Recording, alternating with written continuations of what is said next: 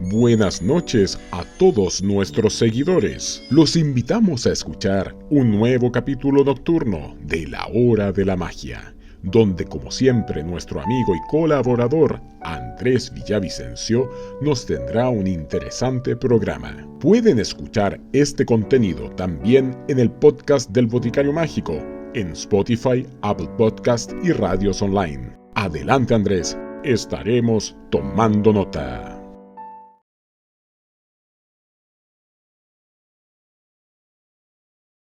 Hola, bienvenidos nuevamente a este podcast del Boticario Mágico. Hoy vamos a hablar sobre los exorcismos. Ya, sí, todos vimos El Exorcista, todos tenemos una idea hollywoodense de lo que es un exorcismo. Bueno, ni mencionar un montón de películas culeras de muy poco esfuerzo por parte de los guionistas que simplemente repiten un cliché infinitamente, en que lo único que hacen es cambiar un demonio por otro o el contexto, pero siempre meten los mismos elementos. Ni mencionar todas las basadas en el par de chantas de los Warren que inventaban un montón de historias para hacerse parecer como si fueran unos grandes sabios. No. O sea, claramente en la cultura popular hay una idea de lo que es el exorcismo y que podría ser, y como van a escuchar ahora, bastante diferente de lo que es el concepto en sí mismo. Primero, dejemos de lado todo ese maniqueísmo ridículo de el bien contra el mal, el Dios contra Satanás y la historia. Para los que no lo sepan, maniqueísmo es un término que hace referencia a la filosofía maniquea o del sabio Manes, que hablaba justamente de una lucha eterna entre la luz y la oscuridad, el bien y el mal, etcétera, etcétera. Una visión totalmente polarizada. Irónicamente, en este momento, siglo XXI, más de 1900 años después del persa Manes, sigue presente todo este discurso maniqueísta y sobre todo en las iglesias del corte cristiano, en que siempre hay un Satanás al cual echarle la culpa y bla bla bla. Partamos en que eso es bastante ridículo. Si tienes un Dios creador de todo, que lo domina todo, que todo lo que existe se debe a él, ¿cómo carajos va a haber alguien que se le pueda oponer? Entonces, ¿quién puede ser capaz de darle lucha? Si literalmente creó todo, lo puede destruir todo, ¿cómo no va a poder destruir a un personaje que se le tiró en contra? O sea, quiere decir que o no es el Dios creador o es parte de su plan. Por lo tanto, todo lo que le culpan al diablo, al demonio, Satanás o como quieran llamarlo, en verdad es provocado por ese Dios creador. Bueno, básicamente pura inconsistencia. Nuevamente un guión mal armado, pero esta vez de parte de todo este cristianismo. Como sea, vamos a ir más allá de esta idea del exorcismo y de la lucha del bien y el mal de parte de las creencias dominantes en la actualidad y nos vamos a enfocar en lo que era el exorcismo en las fuentes antiguas. Lo primero es entender cuál es la palabra. Exorcismo viene de exorcos, o sea, una palabra griega en la cual ex significa algo que viene de afuera y orcos significa juramento. Por lo tanto, exorquismos vendría a ser hacer jurar. ¿A quién? A un espíritu. Y este es el contexto en el cual nos lo encontramos en la magia.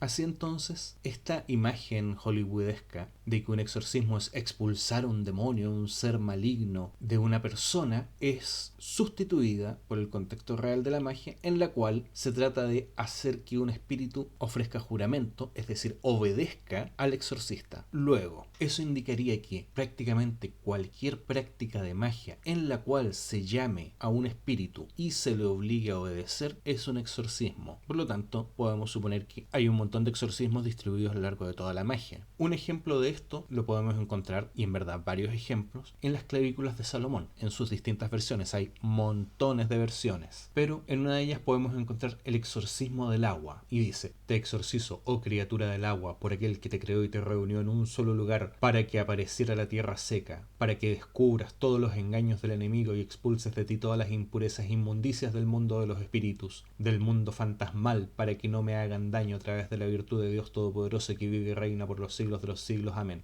Recordemos que las clavículas salomónicas tienen un montón de material mezclado del cristianismo. Su origen, más allá de la atribución mítica, está en la Edad Media, por lo tanto está todo permeado por el cristianismo. Y si se fijan aquí, no se trata de expulsar nada, sino se trata de tomar el control sobre esta agua, sobre los espíritus del agua, expulsar las impurezas o sea, que este espíritu del agua quede purificado, y se apoya con eso en los nombres divinos que vienen a ser el Dios Todopoderoso, etc. También nos podemos encontrar esto en los papiros mágicos griegos. Ahí, por ejemplo, hay exorcismos donde se hace lo mismo. Se invoca uno o más nombres divinos y con eso se busca obtener el control del espíritu que está afectando. El uso de nombres divinos tiene una finalidad doble. Por un lado, es la identificación del mago con la divinidad. En muchas prácticas mágicas, el mago busca establecerse a sí mismo como un símil o como un canal de la divinidad con la cual está trabajando. De ese modo, el espíritu no recibe las órdenes del mago, una persona, sino que es equivalente a que las recibiera de parte de un dios. Otro efecto importante que tiene esto son las funciones apotropaicas.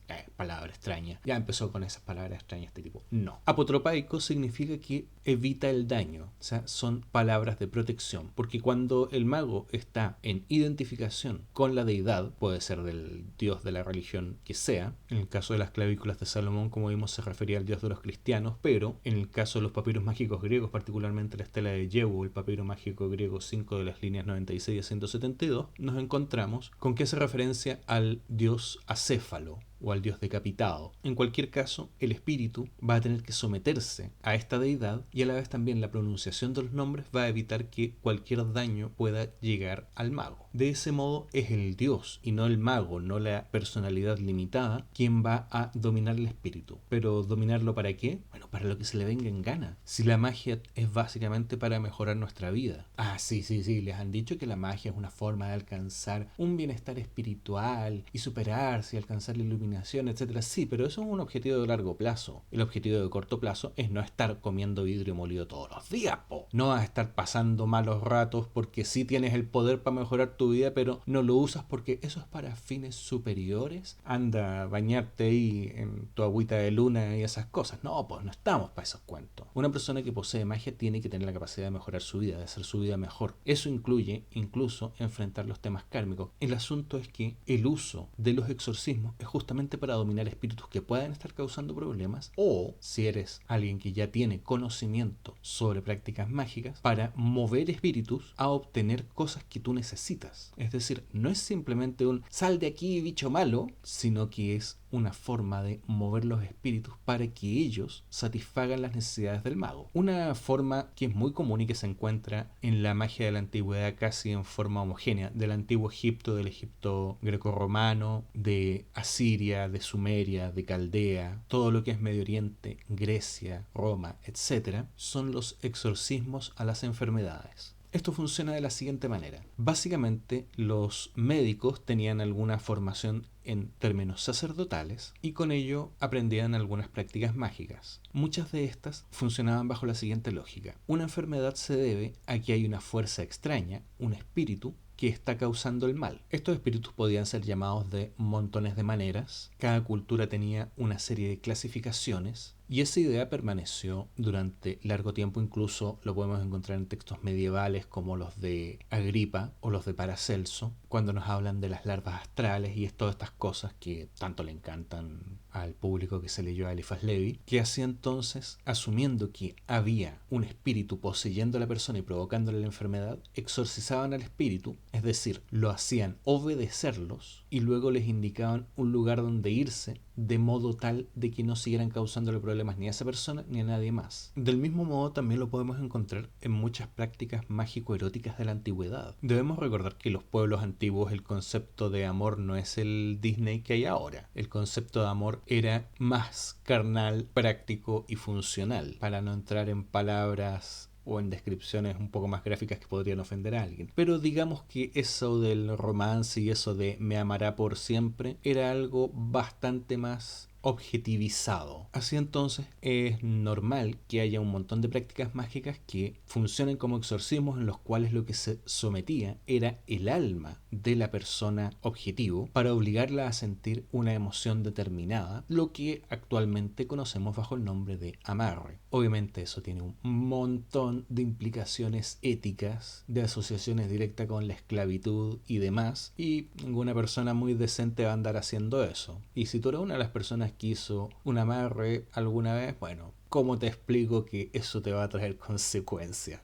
qué penita. Y si usted está pensando hacer un amarre, créame, no va a conseguir amor.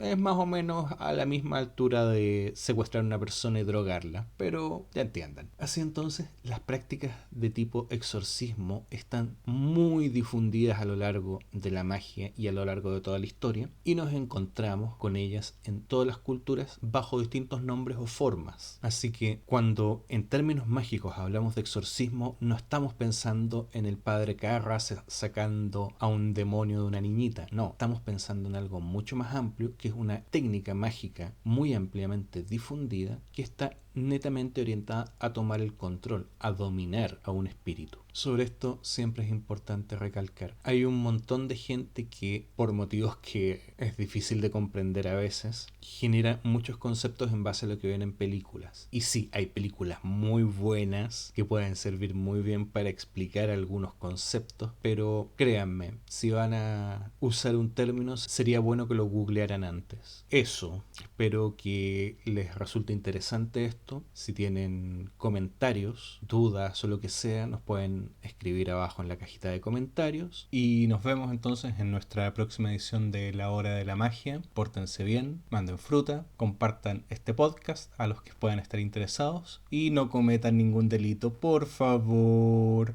Muchas gracias por tu aporte, Andrés. Estaremos esperando los próximos capítulos de La Hora de la Magia. Les recordamos a todos nuestros seguidores que pueden acceder a más información ingresando directamente a nuestro sitio web www.boticariomágico.cl.